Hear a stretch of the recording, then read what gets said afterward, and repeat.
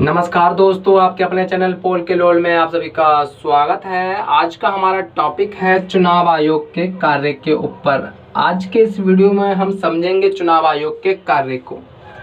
हमारा चुनाव आयोग का कार्य जो हमारी सीरीज चल रही है भारत का संविधान, सिद्धांत और व्यवहार में, तीसरा चैप्टर चुनाव और प्रतिनिधित्व का ही टॉपिक है। इससे पहले हमने बात करी थी चुनाव क्या होता है, चुनाव की व्यवस्था की और चुनाव कराने के तरीकों की चर्चा हमने कर चुके हैं और यह आज हमारा पार्ट 2 है चुनाव आयोग के कार्य। सबसे पहले हम समझते हैं चुनाव आयोग को। तो चुनाव आयोग का जो वर्णन है भारतीय संविधान में 324(1) में किया गया है चुनाव आयोग का वर्णन। अब बात करते हैं हम चुनाव आयोग के कार्य की। तो सबसे पहला जो कार्य है चुनाव आयोग का वो है मतदाता की सूची को तैयार करना। मतदाता की सूची को तैयार करना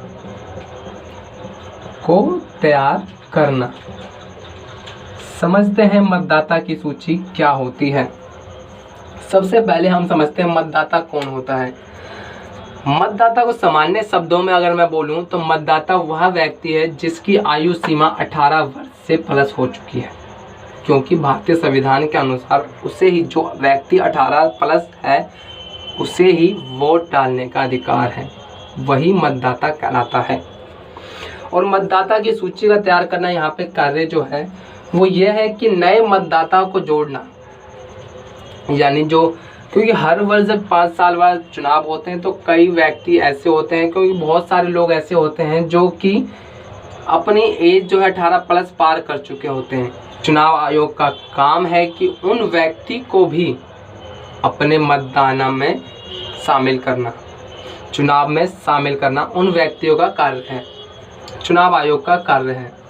और कई सारे व्यक्ति ऐसे होते हैं जो अपना जीवन जो है उनका समाप्त हो चुका होता है, तो ऐसे व्यक्तियों का नाम को डिलीट करना ताकि कोई गड़बड़ी ना हो सके चुनाव में। तो वो चुनाव आयोग जो है चुनाव से ठीक पहले मतदाता की सूची को तैयार करता है।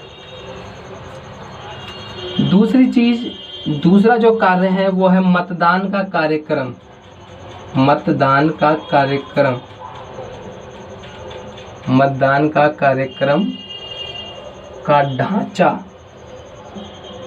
ढांचा बनाना। इसको समझते हैं, मतदान का कार्यक्रम का ढांचा बनाना क्या होता है। चुनाव आयोग का काम होता है कि चुनाव को स्वतंत्र और निष्पक्ष कराना। चुनाव आयोग जो है वो उसका जो कार्यक्रम होता है चुनाव का वो ये होता है कि तिथि तैयार करना, कौन सी तिथि में चुनाव होगा ये चुनाव आयोग डिसाइड करता है। मतदान के कार्यक्रम में 3 से 4 चीज़ आती हैं। मतदान में अगर हम बात करें सबसे पहले आएगी कि मतदान कब होगा, कहाँ होगा, कैसे होगा। इन तीनों का जवाब चुनाव आयोग काम करता है, इन तीनों का जवाब देने में। समझिए, चुनाव की तिथि क्या होगी ये डिसाइड करता है चुनाव आयोग। कहाँ होगा, कहाँ पर मतदान करवाया जाएगा, कौन से राज्य, जिले, मोहल्ले में चुनाव की तारीख नज़दीक है वहाँ पे चुनाव करवाया जाएगा और कैसे कराया जाएगा, यानी जो नामांकन पत्र है वो कब से भरा जाएगा, परिणाम कब निकलेगा और जो अन्य व्यवस्थाएं हैं चुनाव कराने में, जो अन्य व्यवस्थाएं लगती है उनका भी इंतजाम यहाँ पे चुनाव आयोग के द्वारा करवाया जाता है। यानी चुनाव आयोग के ढांचे में सामान्य शब्दों में समझ लीजिए कि चुनाव कब होगा, कहाँ होगा, और साथ में जो चुनाव आयोग के अंतर्गत पार्टिसिपेट लेंगे, यानी जो प्रतिनिधि चुनाव लड़ेंगे, उनका नामांकन पत्र कब से भरा जाएगा, चुनाव की घोषणा से लेकर परिणाम तक की सारी व्यवस्थाएं चुनाव आयोग के द्वारा कराई जाती है। नामांकन से लेकर परिणाम तक जितनी भी व्यवस्थाएं चुनाव में लगती है वो सारी की सारी व्यवस्था चुनाव आयोग के द्वारा करी जाती है। तीसरी चीज, चुनाव आयोग जो है वो चुनाव से ठीक पहले, चुनाव से ठीक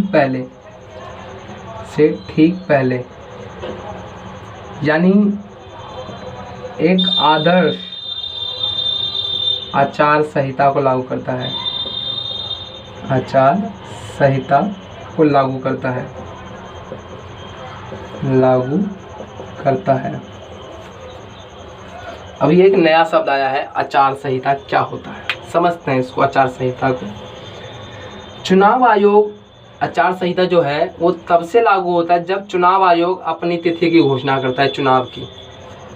जैसे कि अभी 8 राज्य में चुनाव होने हैं, 8 राज्य में चुनाव होने हैं, तिथि की घोषणा हो चुकी है, उन सभी राज्यों में आचार संहिता लागू कर दी गई है। अब ये आचार संहिता होता क्या है, इस चीज़ को भी समझना काफ़ी महत्वपूर्ण है।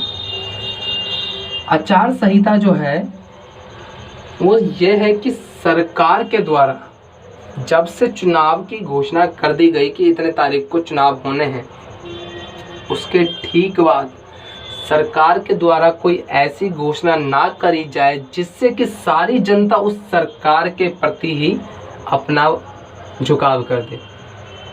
क्योंकि जाहिर सी बात है, अगर चुनाव आयोग चुनाव से पहले आचार संहिता अगर नहीं लागू करेगा तो जितनी भी पार्टियां हैं, यानी जो सत्तारूढ़ दल है, वो ऐसी ऐसी लुभावन घोषणाएं करेगा जो कि शायद उसने कभी कराए ना हो। ऐसे ऐसे कार्य करेगा 1-2 महीने में, इतनी तेज़ी से रफ्तार करेगा कि शायद जनता को भी लगेगा कि हाँ अब कार्य हो रहा है तो अगले वर्ष भी नहीं लाना चाहिए। इसीलिए चुनाव आयोग के द्वारा ये बंद करवा दिया जाता है घोषणा के बाद ही। और ये ख़त्म कब होता है, ख़त्म तब होता है जब परिणाम घोषित हो जाता है। परिणाम घोषणा होने के बाद ही ये ख़त्म होता है, अपने आप ही लागू होता है और अपने आप ही ख़त्म होता है। अगर इसका कोई उल्लंघन करता है तो दंड की व्यवस्था है। आचार संहिता आप समझे क्या होता है, सामान्य शब्दों में समझिए। आचार संहिता, आचार संहिता का अंतर्गत कोई भी सरकारी कार्य नहीं होता, कोई भी सरकार कोई भी घोषणा नहीं कर सकती, कोई सरकारी आदमी या कोई भी राजनीतिक दल पैसे की मोटी रकम लेके घूम भी नहीं सकता, पैसे की मोटी रकम लेके घूम भी नहीं सकता। इस पर भी उन्होंने कार्रवाई का प्रावधान रख रखा है, क्योंकि चुनाव आयोग का काम ही होता है स्वतंत्र और निष्पक्ष चुनाव करवाना। चौथा कार्य जो होता है वो ये होता है राजनीतिक दल का, राजनीतिक दल का नामकरण करना, नामकरण करना। अब आपके मन में एक सवाल आता होगा, सर राजनीतिक दल का क्या नामकरण करना? भाई कोई भी नया व्यक्ति अगर कोई राजनीतिक पार्टी गठित करना चाहता है तो कोई नाम तो होना चाहिए ना, कोई नाम तो होना चाहिए। और नाम के साथ, क्योंकि बिना नाम के कोई कैसे चुनाव लड़ेगा। जब कोई घर में कोई छोटा बच्चा पैदा होता है तो हम उसका नाम क्यों रखते हैं, क्योंकि उसी नाम से जाना जाता है। और नामकरण हम इसलिए करते हैं कि उसी नाम से उसको जाना जाएगा और बुलाया भी जाएगा, और बुलाया भी उसी नाम से जाएगा।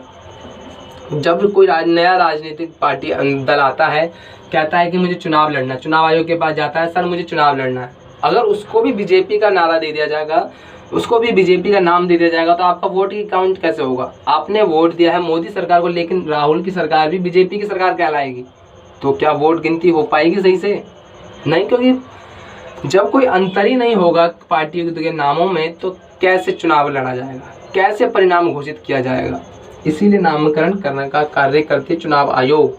चुनाव आयोग नाम अलग अलग डिसाइड करता है, साथ में चुनाव चिन्ह भी देता है हर एक राजनीतिक दल को, हर एक राजनीतिक दल को चुनाव चिन्ह भी देता है। अब वो चाहे कुछ भी दे सकता है, किसी भी राजनीतिक दल को कुछ भी दे सकता है, वो चुनाव आयोग की टेंशन है, हमारी टेंशन नहीं है कि कौन क्या दे रहा है किसको, वो हमारी टेंशन है नहीं। जैसे कि आप एग्जाम्पल में देख सकते हैं, अभी हाल ही में एक आम आदमी की सरकार गठित हुई थी, जिसके अंतर्गत आम आदमी का नाम दिया गया। अरविंद केजरीवाल को पार्टी के प्रमुख थे, उनको आम आदमी का नामकरण किया गया आम आदमी के नाम से, और साथ में जो चुनाव चिन्ह दिया गया वो झाड़ू दिया गया था।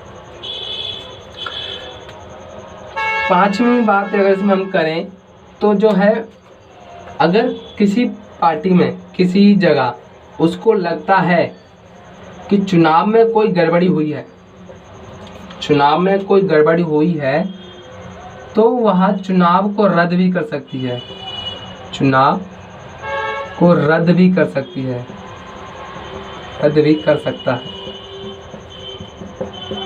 चुनाव को रद्द करने की भी ताकत रखती है चुनाव आयोग।